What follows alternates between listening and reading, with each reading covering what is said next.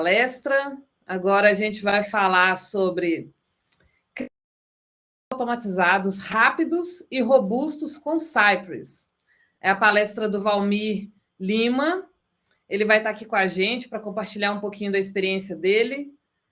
Já vou chamar ele aqui no palco. Só um minutinho. Olá, Valmir. Olá, tudo bem? Seja bem-vindo. Muito obrigado. Vou deixar você aí com o palco. Fica à vontade, pode se apresentar, pode compartilhar sua tela. O palco é todo seu. Tranquilo. Deixa eu compartilhar aqui.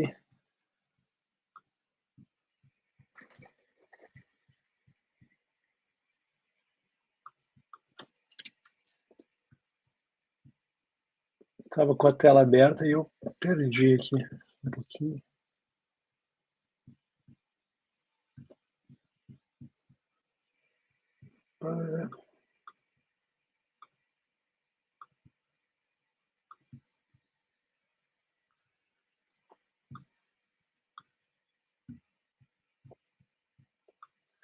Quase lá, só um pouquinho.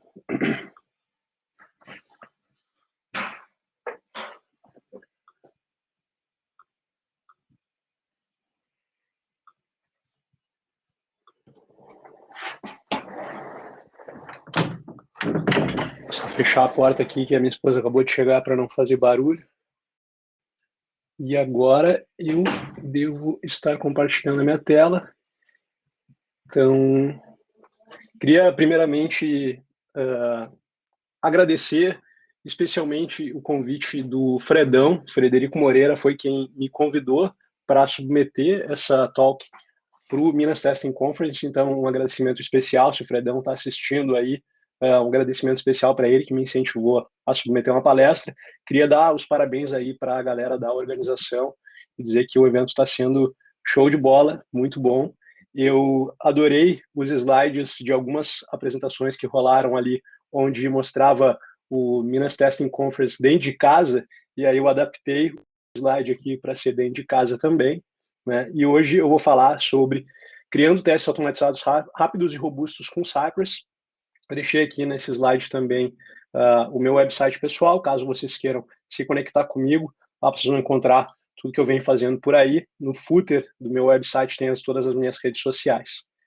Então, deixa eu me apresentar um pouquinho. Eu vou fazer primeiro minha autodescrição. Então, eu sou um homem branco, de cabelo raspado, bem curtinho, com a barba rala, sem bigode. Eu tô com um óculos de grau, com armação prateada. Eu tô com uma camiseta preta com o logotipo antigo do Cypress. Estou esperando a minha camiseta com o logo novo. Vocês conseguem ver aqui no meu background uma parede com uma cor verde abacate, um quadro que tem uma estátua de um Buda, e vocês devem estar vendo um pedacinho do alemão, que é um dos meus gatinhos, e ele está dormindo aqui na cama aqui atrás, é capaz de daqui a pouco ele estar roncando. Para quem não me conhece, meu nome é Valmir, eu sou um engenheiro de software especializado em automação de testes e integração contínua.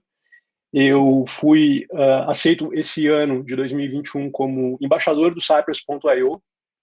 Eu sou autor do blog Talking About Testing no WordPress, que é uma forma que eu comecei a compartilhar conteúdo de forma pública lá em 2014 e venho compartilhando bastante conhecimento em formato de texto no meu blog. E eu tenho também um canal chamado Talking About Testing no YouTube, onde eu comecei ele em 2015, com muita força em 2015, ensinando e falando sobre Protractor, com bastante coisa mão na massa, assim, bastante vídeo mão na massa. Esse canal ele ficou por um tempo um pouco parado, e esse ano de 2021 eu voltei com tudo. Então, assim, toda semana, desde o início do ano, eu venho fazendo lives no canal Talking About Testing sobre os mais diversos assuntos. Além das lives, eu lanço conteúdos no formato gravado, né? Tanto conteúdos mão na massa, como conversas com outros profissionais. Então, assim, tem bastante conteúdo legal lá para vocês consumirem de forma completamente gratuita. Eu sou instrutor de cursos de automação de teste para aplicações web no Udemy. Eu sou mentor, no momento eu estou mentorando 4 pessoas, e eu sou um cara apaixonado por skateboarding, comida vegana, música, tatuagens, e pela minha família, a Jojo, e os nossos gatinhos aqui, o Alemão e a Florinda. Eu espero que vocês estejam aproveitando bastante o evento. Eu estou curtindo demais. Eu estou assistindo desde o início e está sendo bom demais. E eu espero que vocês aproveitem também o pouco de conhecimento que eu trouxe para vocês aqui hoje. Então, nessa talk, a gente vai falar sobre o problema dos testes lentos. A gente vai falar sobre testes instáveis, que são os famosos flake tests. E aí eu vou passar mais tempo falando sobre boas práticas para testes rápidos e confiáveis. A gente teve uma talk lá no início do evento falando sobre boas práticas em automação de teste, então eu diria que isso aqui seriam boas práticas complementares às boas práticas que já foram apresentadas na primeira talk aí. Daí no final a gente vai fazer uma sessão mão na massa, eu vou tentar acabar a talk num espaço que a gente consiga ainda responder perguntas durante o horário aqui da talk, mas de qualquer forma, depois eu vou estar disponível, então se vocês tiverem qualquer outra curiosidade para falar comigo depois da talk, eu vou estar disponível ali na sessão da minha talk. E eu deixei uma surpresa para o final, então, para quem ficar até o final na talk aí, tem surpresa. Então, beleza. Então, a gente tem aqueles testes lentos, e eu quero mostrar para vocês o problema que eles trazem junto consigo. Então, o primeiro problema de testes lentos é que eles atrasam o time. Eu gosto de um pipeline de integração contínua de não mais do que 10 minutos. E mais do que isso, os problemas podem começar a voltar quando já é muito caro para resolver. E quando eu digo mais do que 10 minutos, pode ser 11 minutos, como pode ser 1 hora, 2 ou 2 dias, saca? Então, assim, quanto mais tarde a gente descobrir os problemas, mais tempo a gente vai levar para entregar o que a gente tem que entregar e a gente vai acabar atrasando o time como um todo que está desenvolvendo essa solução que a gente quer entregar, né? Com isso, a gente atrasa entregas propriamente ditas e se a gente não quer atrasar as entregas, a gente acaba comprometendo a qualidade. A gente fala assim, não, a gente vai se comprometer então com atrasar a entrega. Não, a gente não vai se comprometer com atrasar a entrega, a gente vai entregar no prazo, mas a gente não vai ter tempo para testar tudo que a gente quer. E é arriscado a gente entregar software sem a garantia de que todos os testes de regressão estão passando. Mas como é que a gente faz se eles são lentos? Uai. Então, se os testes são lentos, eles são largados de mão.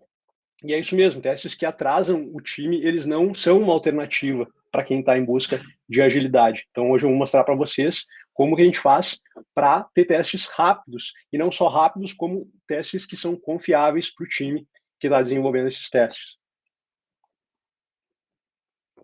Não tô tomando um cafezinho aqui sem pão de queijo. E a gente conhece os tais dos famosos testes instáveis, os famosos flake tests, né? Os flake tests são aqueles testes que a gente rodou uma vez e ele passou, o trem bom, né? Daí a gente rodou aquele mesmo teste de novo e não houve nenhuma mudança de código desde a última execução e de repente aquele teste falhou. E daí a gente fica meio curioso, né? Como é que executou uma vez e passou e na segunda execução não mudou nada e mesmo assim o teste falhou? A gente vai lá e dá um retry, né? E daí aquele teste passa. E, de novo, não houve nenhuma mudança no código, nem no código da aplicação que está sendo testado e nem no código dos testes que estão testando essa aplicação. Aí tu fala, estranho, né? Passou, falhou, passou, vamos executar de novo, passou. Uai, aquela falha devia ser alguma instabilidade no ambiente. E aí, na próxima execução, aquele teste falha de novo, e aí você descobriu que você tem um teste flake, né? Você tem aquele teste que ele não é determinístico, né? Ele executa, às vezes passa, às vezes ele falha, e isso é um ponto negativo, porque é o tipo de teste que começa a ser deixado de lado. O time não dá bola para o teste quando o teste não traz um resultado confiável.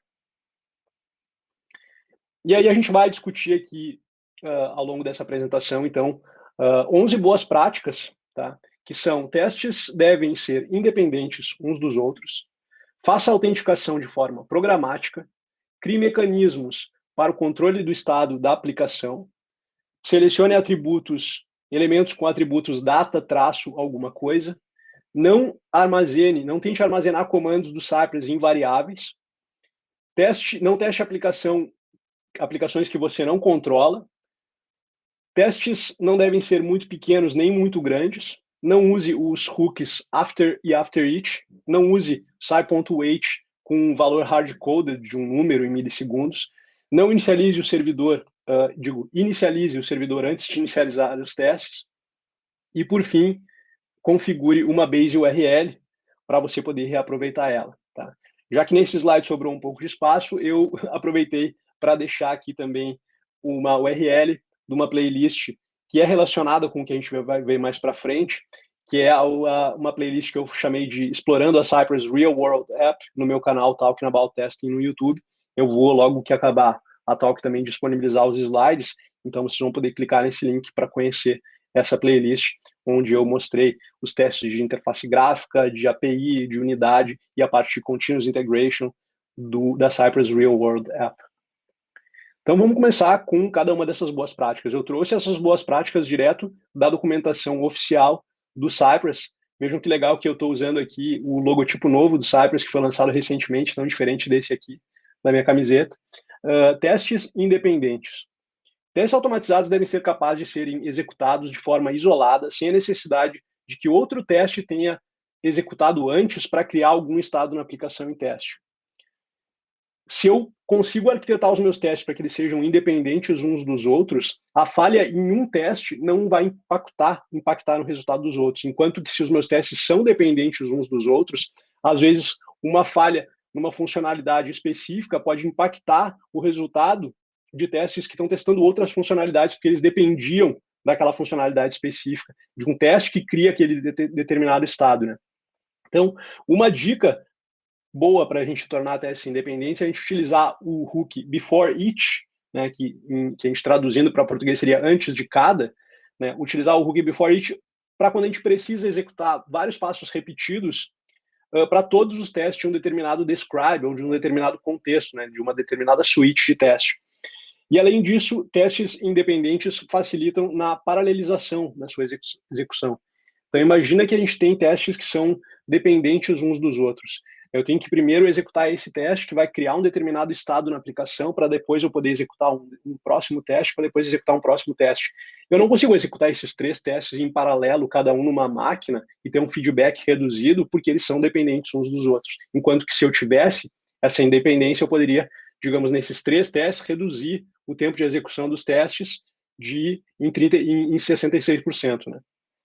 Então, a próxima boa prática que a gente vai ver aqui, deixa eu ver que eu perdi o meu mouse aqui, é a questão da autenticação programática.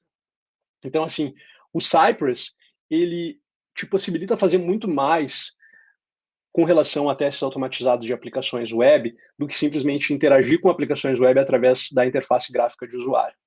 Isso significa que a gente pode realizar login via interface gráfica de usuário, que realizar login via interface gráfica de usuário como pré-condição para todos os testes é uma coisa muito custosa em termos de tempo de execução, né? A gente fazer login, preencher o usuário, preencher a senha, clicar no login, esperar uma requisição acontecer é uma coisa demorada, principalmente se a gente tem uma suite muito grande que depende que o usuário esteja logado para que o nosso teste possa continuar, né? E por si só, a gente está, de uma certa forma, no momento que a gente fala, a gente vai fazer login para todos os nossos testes através da interface gráfica de usuário, a gente já está seguindo uma má prática de os nossos testes não são independentes, né? Eles dependem de um outro teste, que é o teste login, para funcionar, né? Um exemplo do quão ruim é a gente depender da página de login para todos os testes, não só o teste de login, é que, às vezes, um botão desabilitado na página de login, por exemplo, o botão de login desabilitado, por um erro de HTML, vai quebrar toda a tua suite de teste, quando que não deveria quebrar só o teste de login. Os teus outros testes, digamos que o back-end de como que o login funciona tá funcionando, deveriam estar continuando se logando através de uma maneira programática e continuar executando, exercitando o resto da aplicação, que agora tu depende do login. Não funciona o login, não consigo testar mais nada, né? Então, quando a gente adiciona mecanismos para realizar login de forma programática, os testes ficam mais rápidos, né? Porque a gente não tem aquela espera de preencher um formulário, esperar uma requisição, a gente vai cair logado já na aplicação e a gente tem os testes mais independentes, onde a gente não depende só da interface gráfica de usuário. E aí, além desses mecanismos como fazer login de forma programática, a gente pode criar vários outros tipos de mecanismo para criar outros estados na aplicação. Então, estar logado em uma aplicação web, por exemplo, é um estado, né? Tipo assim, eu tenho o estado não logado e eu tenho o estado logado, né? Eu tenho o estado logado com um usuário que tem determinadas permissões, que vai ver determinadas coisas, né? Então, quando a gente cria esses mecanismos, a gente garante testes completamente desacoplados uns dos outros. A gente não precisa, às vezes, adicionar abstrações que adicionam complexidade aos testes, tais como os page objects, e a gente garante testes rápidos e direto ao ponto, né? Então, alguns exemplos de mecanismos de criação de estado na aplicação seriam, por exemplo, a chamada de APIs para a criação de recursos, comunicação com o banco de dados via tarefas ou execução de scripts a nível de sistema operacional. Para a galera que já me acompanha há mais tempo e conhece o meu trabalho, no meu curso intermediário de testes automatizados com Cypress, por exemplo, eu demonstro como otimizar testes a nível de interface gráfica de usuário, utilizando chamadas de API, onde todas as pré-condições para o teste são realizadas através de chamadas de API REST, e a gente tem uma execução das pré-condições muito rápida e o teste fica focado em testar o que ele está disposto, o que ele está interessado a testar, né? Então, assim, eu mostro, por exemplo, a questão de eu testo nesse curso, eu ensino a testar o GitLab. E aí a gente tem lá no GitLab, por exemplo, a questão de, tipo, eu tenho projetos podem ter labels, projetos podem ter milestones, projetos podem ter issues, e eu criar tudo, e digamos que eu quero fazer um teste que vai simplesmente pegar uma issue que está assinada para um projeto e vai botar um label lá, vai botar uma etiqueta dizendo, isso aqui é um bug, saca? Se eu tivesse que criar o projeto pela interface gráfica de usuário, criar a issue pela interface gráfica de usuário, criar a label pela interface gráfica de usuário, o meu teste ia passar mais tempo nesse montar o setup do que fazendo o que ele precisa fazer, que abre a issue e vai lá e seta a label, né? Enquanto que quando a gente cria esses mecanismos, a gente se preocupa com o que a gente está testando. A gente já tem outros testes de interface gráfica que estão testando essas coisas pela interface. A gente não precisa testar isso de novo. A gente já tem um teste que cobre esse cenário. Então, a próxima boa prática é a utilização de atributos data traço alguma coisa. Então, quando a gente adiciona atributos aos elementos do front-end, tais como data traço teste, data traço test ID, ou data traço sci, que seria específico para o Cypress, a gente está adicionando o que eu chamo de testabilidade na aplicação, visto que tais atributos eles são especificamente criados para fins de testes, e a gente diminui a chance de mudanças no front-end quebrarem o back-end. A galera que trabalha com automação de teste de interface gráfica de usuário está acostumada a testar, às vezes, utilizar um ID, utilizar uma classe, que são coisas que têm um propósito diferente dentro do desenvolvimento de aplicações front-end, que é estilar a aplicação, né? A gente pegar e tirar aquela coisa que é só HTML puro e colocar cores e espaços e margens e deixar bonito, atrativo para o usuário que está utilizando, né? Enquanto que a gente pode adicionar atributos focados em testabilidade, tipo, isso aqui eu vou utilizar só para os meus testes automatizados, e aí a gente está, de uma certa forma, prevenindo que mudanças no front-end vão afetar os nossos testes automatizados. A próxima má prática seria assim, não faça isso, né? Não tente armazenar.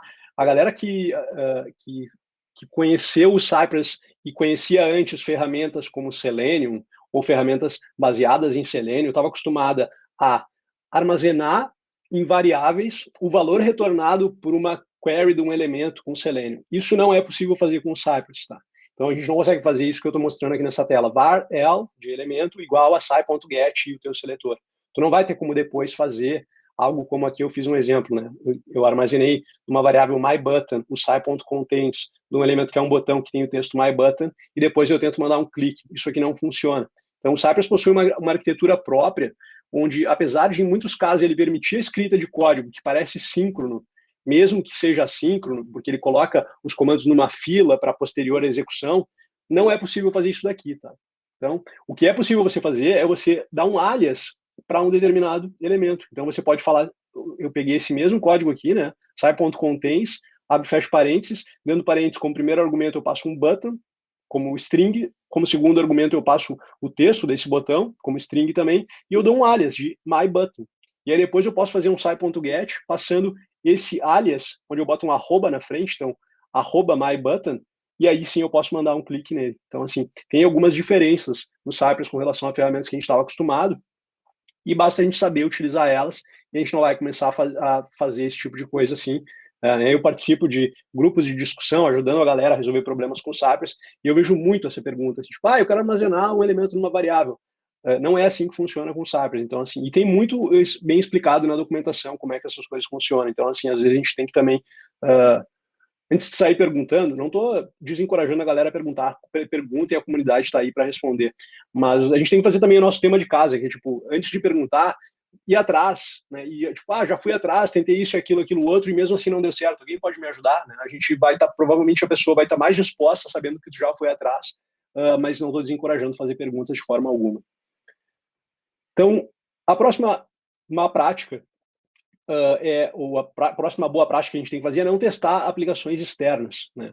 Então, assim, dependendo do login do Google via interface gráfica de usuário para os testes ou de alguma API de terceiros, pode tornar os seus testes instáveis, visto que mudanças nessas aplicações ou nesses serviços, os quais você não controla, vão quebrar os teus testes, mesmo que esteja tudo certo do lado da aplicação que está sendo desenvolvida, né? Então, para garantir que tais serviços estão de acordo com a aplicação, o que você pode fazer, que eu sugiro, é, por exemplo, assim, eu tenho que me comunicar com o Google para fazer a autenticação. Eu vou ter um smoke test que vai fazer a autenticação pela interface gráfica do Google, mais um só. Para os outros testes que dependem do login, eu vou fazer aquele login programático que a gente viu na outra boa prática, né? Eu dependo de uma API externa, porque por exemplo, eu mostro no meu curso avançado de Cypress, eu dependo da API do Hacker News, que é uma API pública. Eu dependo dessa API externa. Eu testo uma vez que funciona se comunicando com a API externa, e depois eu testo o front-end desacoplado dessa API e eu tenho controle do que eu estou testando.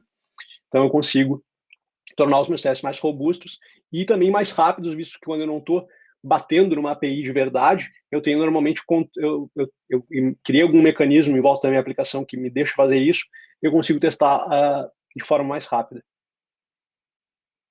A próxima boa prática é testes muito pequenos ou muito grandes a gente não deve fazer, né? Então, testes end-to-end não são testes de unidade, né?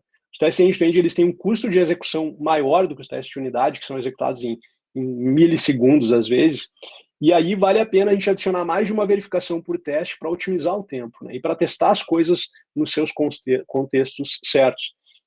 E também a gente tem que tomar cuidado com testes que são muito grandes, né? Quem sabe eles estão testando muitas coisas não relacionadas e daí sim valeria a pena quebrar eles em pedaços menores que testam as coisas certas, né? Mas não é recomendado você ter um teste, uma suite de teste que tem vários testes que só tem uma linha também, né? Que estão fazendo coisas muito específicas, porque são testes end-to-end, que são custosos, que a gente poderia estar aproveitando melhor o tempo de execução para executar as coisas de uma forma mais otimizada, porque no fim das contas o teste automatizado ele serve para fiz uma mudança na aplicação, eu recebi o feedback o mais rápido possível. Se eu quebrei alguma coisa, eu tenho que parar para corrigir, ou se eu posso seguir adiante, está tudo funcionando e eu posso seguir para a próxima tarefa. Então, o próximo é não use os hooks after e after each. Para quem conhece ferramentas de testes automatizadas, a gente tem normalmente esses hooks, que a gente pode fazer coisas no início ou no final do teste, ou no início da suite ou no final da suite de teste, né? Que tem o before para fazer antes da suite, o before each para fazer antes de cada teste, o after para fazer depois da suite de teste e o after each para fazer depois de cada teste. Só que o problema é que, caso dê algo errado durante a execução dos testes, esses hooks, o after e o after each, eles correm o risco de não serem executados na aplicação. Então, como uma boa prática, a gente tem que fazer a limpeza, se a gente precisa fazer alguma limpeza antes, tipo, eu quero deletar todos os usuários que foram criados durante o teste, não tenta criar no final, não tenta deletar no final, deleta no início, já garante que tu está começando com uma base limpa. Se precisar inserir usuários também no início, já insere no início, né? Tipo assim, não dependa de fazer isso no final, porque pode acontecer de dar alguma coisa errada no meio do teste e esses cookies nem mesmo serem executados e tu deixar lixo na aplicação, que pode depois causar os famosos testes flake, porque aí agora ele ia procurar um elemento e já tinha alguma coisa criada e não consegue, e diversos outros exemplos. Depois a gente tem essa questão de não use o Cy.wait com um valor em milissegundos hard-coded. O Cypress ele já possui esperas automáticas com diferentes timeouts, default, para esperar por elementos estarem visíveis. O Cypress espera por animações acabarem. O Cypress espera de uma forma inteligente por requisições serem enviadas e respondidas e por páginas serem carregadas, né? O que você pode fazer para tornar os seus testes ainda mais robustos é aguardar por eles estarem visíveis, por exemplo, né? Então aqui eu tenho um exemplo onde eu estou identificando um elemento com Cy.get. Esse elemento ele tem um atributo focado em testabilidade, que é um data Cy com o valor avatar. Eu estou dizendo, esse elemento should be visible. digamos que esse elemento fosse um elemento clicável, eu ia verificar que ele está visível antes de mandar um ponto clique nele, para garantir que eu estou testando end-to-end, eu estou testando como um usuário veria. Às vezes o Cypress pode acontecer de o DOM o HTML, no HTML o elemento já está lá, mas ele nem está visível ainda. E uma ferramenta de automação de teste consegue clicar num elemento que não está visível, mas a gente quer testar de uma forma mais próxima de usuário real utilizando a aplicação. Então a gente pode falar assim, espera esse elemento estar visível antes de fazer alguma coisa com ele. Né? Apesar de o Cypress já implementar essas esperas automáticas, a gente pode falar explicitamente, espera por isso antes de seguir adiante. Né? Ou então a gente pode também criar outras coisas, como por exemplo, esperar por uma determinada requisição acabar antes da gente seguir adiante. A gente cria com o Sci.intercept a gente intercepta uma requisição, que pode ser uma requisição para um get, para uma determinada rota, ou para um post, ou para um delete, seja lá o que for, e tu dá um nome para essa requisição, por exemplo, myRec, que eu chamei aqui de myRequest. E aí, tu faz alguma coisa ao longo do teu teste, que representaria por esses 3 pontinhos aqui, e durante esses 3 pontinhos, alguma coisa vai submeter um formulário, por exemplo, que vai disparar essa requisição. E daí eu posso falar sai.wait pelo meu alias, onde eu uso aqui o arroba na frente para dizer que é um alias. Então, assim, aguarda para essa requisição acabar antes de seguir adiante. E daí, depois, eu posso continuar com meus testes. Deixa eu ver como é que a gente está de tempo aqui. Acho que está de boa. Próximo é o Start Server and Test. Então, utilize mecanismos tais como o uso da biblioteca Start Server and Test para inicializar o servidor da aplicação antes da execução dos testes, garantindo que o mesmo vai estar, que os testes vão ser executados com o código correto e que os testes serão executados somente quando a aplicação estiver respondendo. Né? Essa biblioteca é uma biblioteca que foi criada pelo Gleb Barmutov, que é o ex-VP de Engineering do Cypress, e é uma ferramenta muito legal, simples pra caramba de usar, muito bem documentada, onde você consegue falar assim, você consegue criar um script de teste que vai rodar os testes automatizados com Cypress, por exemplo. Você pode utilizar com outros frameworks de teste também, já utilizei com Protractor essa biblioteca que funciona legal, né? Mas basicamente você vai falar assim, você vai ter um script que vai inicializar a tua aplicação, vai inicializar o servidor onde a tua aplicação está rodando, ele vai ficar tentando se comunicar com a aplicação, quando a aplicação estiver respondendo numa URL na porta certa, ele vai falar, agora roda os testes contra essa aplicação.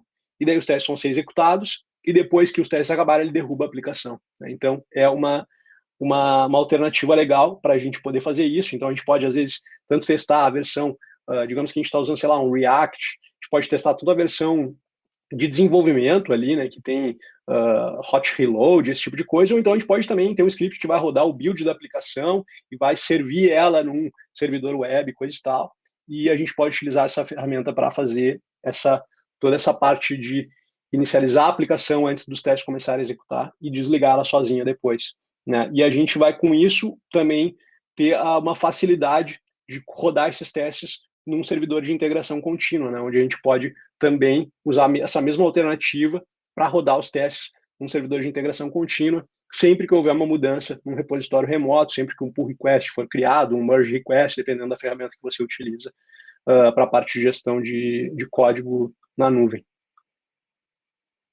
Opa, pulei uma aqui.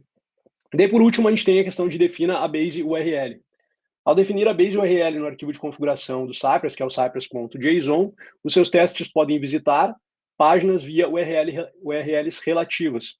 Né? Ou seja, você não precisa ficar em todo teste que visita uma página, colocar visita http://minhaaplicação.exemplo.com/contato. Não, tu bota só o /contato. Visita a página de contato. A URL base já está nesse arquivo de configuração. E o mais legal de tu ter essa URL num arquivo de configuração é que você pode daí sobrescrever essa URL através de um arquivo que é um cypress.env.json, uma variável de ambiente que começa com cypress, underline, maiúsculo ou minúsculo, através da linha de comando, através de plugins, o que vai te possibilitar a execução desses mesmos testes contra diferentes ambientes. Né? A gente viu numa talk aí para trás a questão de que a gente deveria escrever os testes de uma forma que a gente possa executar eles em diferentes ambientes, né? Então, a gente tem que pensar nos nossos testes de forma que eles não vão depender de dados que estão só num ambiente específico, ou de usuários que estão só num ambiente específico. A gente tem que criar mecanismos, né? E a gente pode, se a gente tem esses mecanismos já prontos, a gente pode falar assim, agora roda esses testes apontando para homologação. agora roda apontando para o ambiente de desenvolvimento, agora roda apontando para o meu ambiente local, e tudo continua funcionando.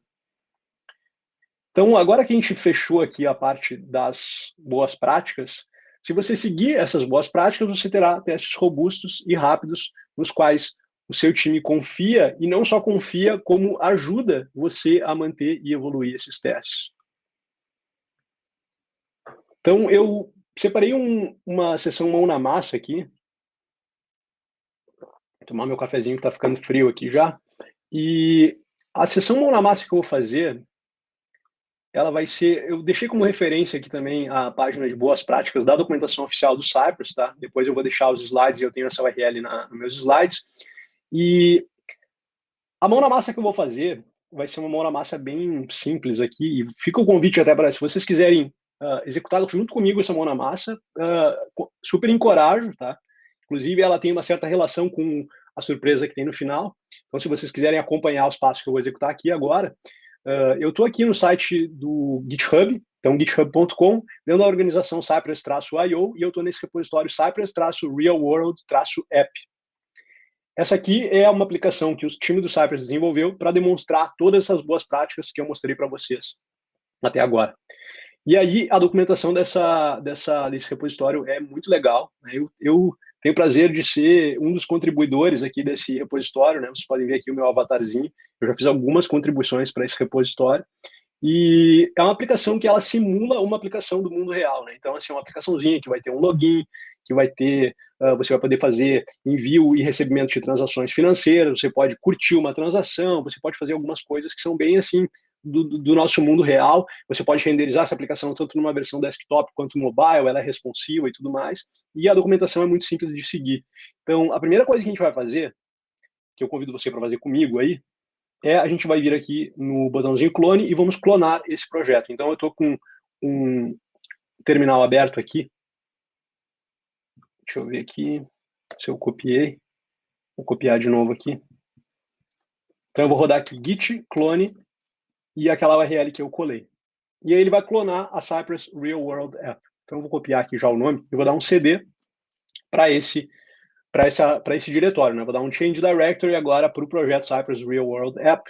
E se a gente seguir a documentação, depois que eu clonei o projeto, a primeira coisa que eu tenho que fazer é rodar um yarn install, para instalar as dependências dessa aplicação, como as dependências de desenvolvimento. Então, eu vou rodar aqui yarn install. Né?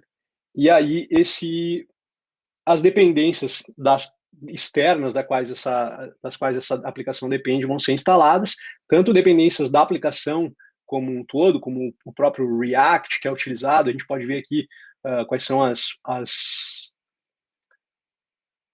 bibliotecas que são utilizadas, né? React, XState, Express, LowDB, Material UI e tudo mais. Tudo isso aqui está sendo baixado agora. Então, vamos esperar acabar aí, que como é uma aplicação parecida com uma aplicação do mundo real, uma real world, ela não é tão rapidinho assim de a gente instalar, mas eu acho que a gente está com tempo aí, então dá para... Me avisem também se a gente tiver se eu tiver pessoal da organização, se a gente tiver já estourado no tempo, me avisa aí, mas aqui não, a princípio não é para levar muito tempo também. Obrigado. Então, o legal dessa aplicação aqui é que ela é uma aplicação open source, né? Ela é um repositório público no GitHub, então você pode acessar, instalar ela no seu computador e brincar. E naquele slide anterior que eu mostrei para vocês, onde sobrou espaço, eu coloquei uma playlist que eu chamei de Explorando a Cypress Real World App. Foi exatamente isso que eu fiz. Eu baixei ela no meu computador e eu comecei a fazer lives experimentando.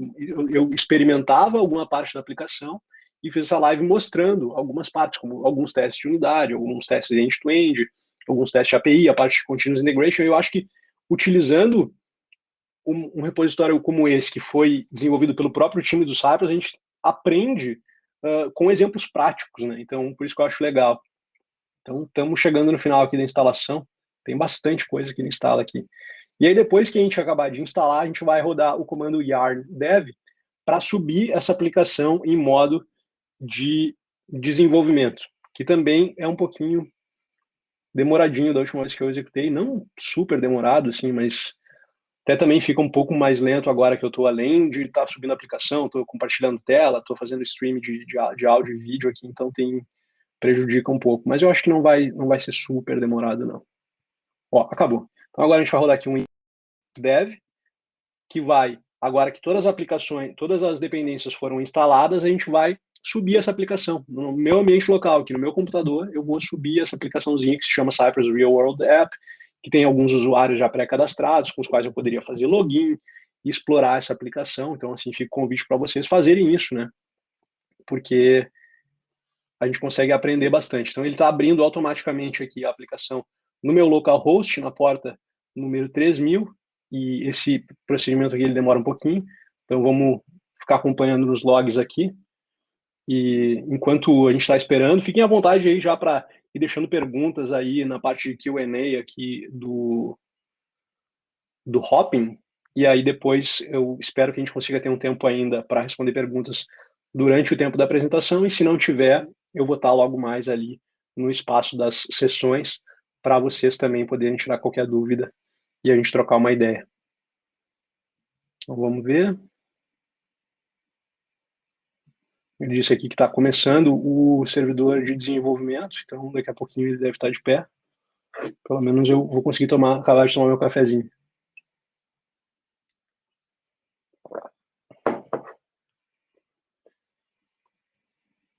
Vamos ver.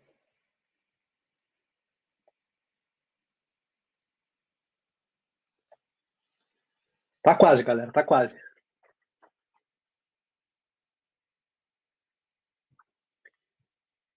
Então, enquanto isso, a gente pode pegar aqui e dar uma olhada aqui no código, né, dessa aplicação.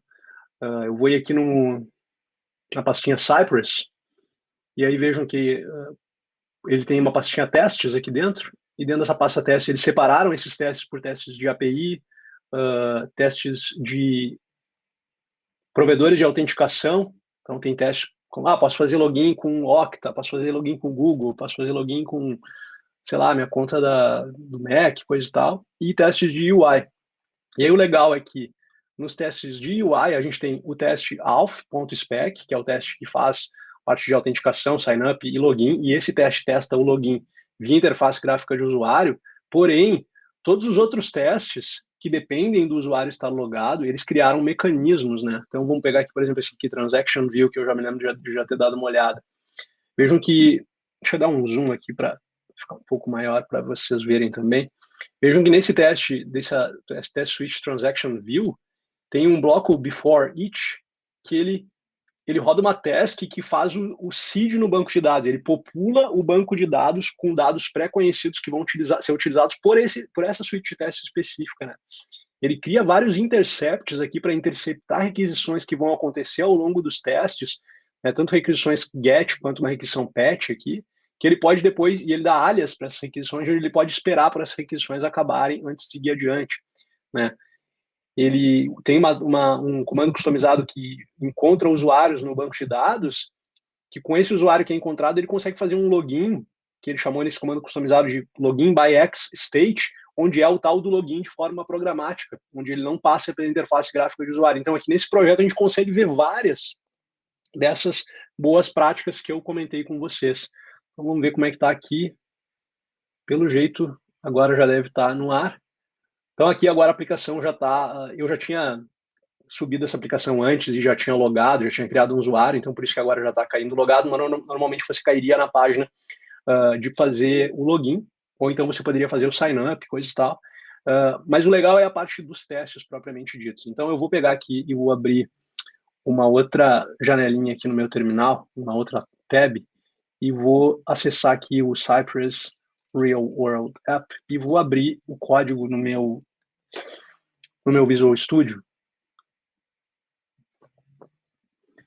E aí aqui no Visual Studio vou vir aqui na parte de NPM Scripts, porque já tem vários scripts prontos para fazer um monte de coisa, e um deles é para abrir o Cypress em modo interativo. Então eu vou clicar aqui no atalho do Visual Studio para rodar esse script Cypress : open, que vai abrir o Cypress em modo interativo para a gente, quero mostrar para vocês alguns testes rodando e daí a gente já vai para o encerramento.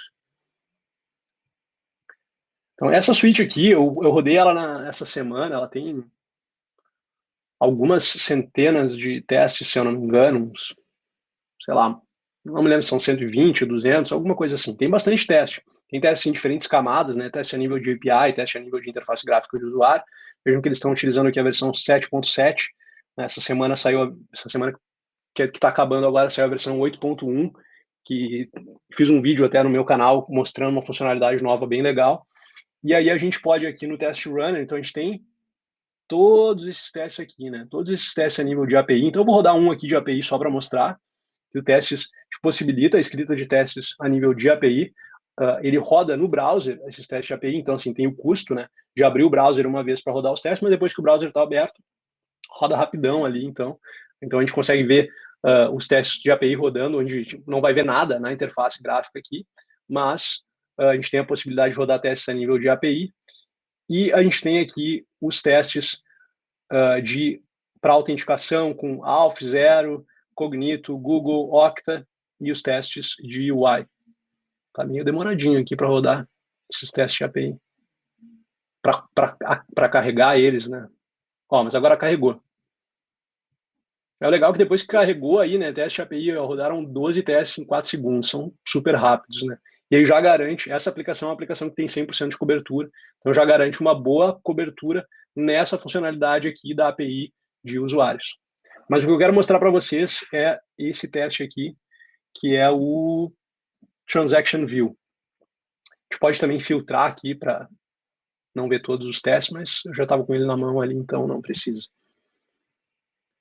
E o que eu quero mostrar nesse teste aqui é que ele é um teste que ele depende do usuário estar logado para ver uma transação. Só que vejam, quando o teste começar a executar, que ele entra na tela de login e de repente já cai logado, ele não preenche o formulário de login. E ele está rodando aqui uma task que está populando o banco de dados. Ó, vocês viram que ele não passou pela tela, que ele não logou o usuário pela interface gráfica do usuário. Vocês veem rapidinho ali a interface da tela de login, mas de repente ele já cai logado. Ele não precisa preencher o usuário, a senha, clicar no botão, né? E isso otimiza bastante a execução dos testes, torna o teste independente da interface gráfica. Se o teste login estiver falhando, só o teste login vai estar falhando e não todos os outros. Eu executei toda essa suíte essa semana e rodou em, sei lá, 5 minutos, uma suíte de 100 e poucos testes, né? E é uma coisa que, tipo, uma suíte desse tamanho, rodar nesse tempo, eu acho um tempo bastante bom, visto que eu falei no início lá que eu gosto de uma pipeline de continuous integration de não mais do que 10 minutos, então está na metade, e imagina se a gente pegar e extrapolar isso para, por exemplo, paralelizar a execução em 5 máquinas diferentes. A gente teria, quem sabe, o tempo reduzido para 1 minuto, né? E aí a gente consegue ver aqui, o legal no Cypress é que você tem essa funcionalidade de time travel, né? Então eu consigo ver que ele mapeou várias rotas, né, que são aqueles intercepts, quantas vezes cada uma dessas rotas foi chamada, a gente consegue ver se alguma delas está sendo stub, né, que é tipo mocada, onde tem uma delas que está sendo mocada, as outras estão se comunicando com a API real. Então a gente tem as rotas. Vejam que o before each faz um monte de coisa, né? Ele faz o seed do banco de dados, ele faz o login de forma programática, onde ele está na tela de login e de repente ele já está logado, ele não preencheu nada, né? E depois ele faz um monte de requisições e coisa e tal. E olha só, o nosso teste propriamente dito, ele é bem específico, né? Ele já caiu nessa tela aqui, ele clicou nesse elemento aqui e daí uma requisição aconteceu e aí ele consegue fazer as verificações ali de que alguns elementos não estão visíveis e de que esse elemento aqui está visível. E aí, inclusive, tem aqui uma task no final, que é o Percy Health Check, e também essa aplicação, além de todas essas boas práticas, tem a parte também de teste de regressão visual integrado com o Percy. Então, essa aqui era a mão na massa que eu queria mostrar para vocês. E eu vou fechar o Cypress aqui para ele não ficar pesando. E vou também desligar aqui a aplicação, só para não ficar consumindo processamento. E eu vou deixar espaço para perguntas, então, fico feliz em responder qualquer pergunta. E eu tenho um desafio, uma surpresa agora para vocês, que eu tenho 10 cupons grátis para o meu curso de Cypress intermediário, para os primeiros que realizarem os seguintes passos. Então, você tem que clonar o projeto da Cypress Real World App, acessar ele e rodar o yarn install para instalar as dependências, abrir o runner com aquele comando ali, o Cypress Open, e filtrar pelo teste transaction_view.spec, executar essa switch e tirar uma screenshot dos testes passando. E daí você vai postar essa screenshot no LinkedIn com o texto "Eu vi a talk de Cypress do Valmir no MTC dentro de casa 2021", marcando tanto o pessoal do MTC, quanto o meu perfil, quanto o perfil do Cypress. E aí eu vou olhar as pessoas que me marcaram, os 10 primeiros, eu vou mandar cupons de graça para o meu curso intermediário. Voltei aqui para... Eu deixei aqui nesse slide referências tanto para a parte de boas práticas na documentação oficial do Cypress, quanto para a Real World App. E eu queria de novo dizer muito obrigado para vocês. Se vocês quiserem se conectar comigo, está aqui o meu site pessoal, valmirfilho.com, Valmir com W e Y. E muito obrigado. Muito legal, Valmir. Obrigada aí por esse curso aí de Cypress. A gente tem bastante pergunta. Vou ter que ir na mais votada. Vamos ver o que dá tempo aí da gente fazer, mas já pedi o pessoal para levar as perguntas para a session, aí dá para responder mais um tanto lá. A pergunta Perfeito. Ela fala o seguinte: em meus testes, eu preciso fazer o login antes de cada teste da suíte. Porém, a minha aplicação é server-side. Como eu faço os comandos programáticos sem usar a interface gráfica para o login nesse caso? É difícil de responder é difícil dar uma resposta, tipo, tu tem que fazer assim, né? Porque cada aplicação, ela implementa a sua autenticação de uma forma específica, né? Então, eu não tenho uma resposta específica para essa pergunta. O que eu posso dizer é que, como a gente pode ir lá no front-end e colocar um atributo data test para adicionar testabilidade, existem várias outras coisas que a gente pode fazer a nível de aplicação para adicionar testabilidade na aplicação, né? Criar mecanismos para fazer autenticação de forma programática é adicionar testabilidade na aplicação também, né? Então, assim, teve alguns casos onde eu trabalhei, em empresas onde eu trabalhei, onde eu, como QA, não tinha conhecimento, um conhecimento tão abrangente de como que o sistema de autenticação funcionava, e eu me pareava com outros desenvolvedores que eram especialistas nessa área, e a gente criava esses mecanismos para consumir eles através dos testes. Então, a minha dica seria te aproximar mais dos desenvolvedores que entendem de como que a autenticação desse sistema que você está desenvolvendo funciona, e aí ir atrás de adicionar esse mecanismo, adicionar essa testabilidade na aplicação. Espero ter, de alguma forma, ajudado aí. Legal. Vou aproveitar para fazer mais uma aqui, se eu não me engano é a mais votada, que é se você recomenda Cypress para testes de API. Eu diria o seguinte, existem algumas pessoas que falam, você não deveria utilizar Cypress para teste de API, porque tem essa questão do custo, como eu mostrei, ele primeiro precisa abrir o browser para depois executar, mas depois que está aberto, as coisas vão acontecer rápido de qualquer jeito. Eu gosto de pensar que assim, não existe uma resposta única. Tá? Você pode ter uma situação onde você já tem teste de interface gráfica de usuário para aplicações web com Cypress, e você tem uma API, que ela não é uma API super extensa, onde mesmo que eu vá ter que ter esse custo de rodar os testes no navegador, ele não vai ser um custo tão alto, mas eu também, ao mesmo tempo, vou ter o ganho de não precisar ter que aprender uma outra ferramenta e vou utilizar uma ferramenta que eu já conheço. Eu vou poder também aproveitar alguns comandos que eu crio para interagir com a aplicação a nível de API, para quem sabe utilizar eles nos meus testes de interface gráfica para criar estado na aplicação. Então, eu acho que nesse caso pode valer a pena. Agora, se você tem uma API super extensa, onde mesmo utilizando paralelização e coisa e tal, a gente tem um resultado um pouco mais lento, valeria, quem sabe, a pena focar numa ferramenta específica para teste de API para ter a maior performance possível. Então, assim, tem casos em que eu recomendo, tem casos que não.